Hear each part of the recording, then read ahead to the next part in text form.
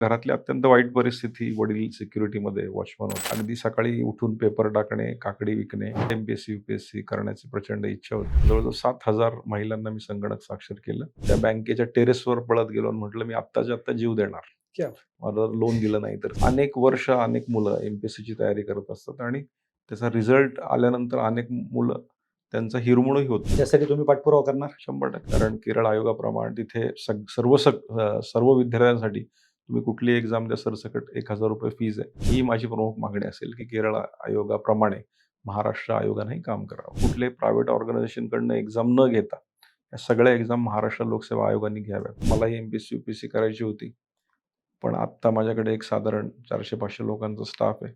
दर महिन्याला त्यांना मी सॅलरी करतो. मी देणारा झालोय. मला एमपीएससी करायचं होतं आणि ते जर नाही झालं तर मी व्यावसायिककडे वळलं हे ठरवलेलं होतं. विद्यार्थ्यांना माझा एक मंत्र असेल की एमपीएससी यूपीएससीमध्ये जर तुमचं फेल्युअर आलं तर पहिलं तुम्ही जे तुमच्या माध्यम असेल ते व्यावसायिकतेकडे तुम्ही वळले पाहिजे.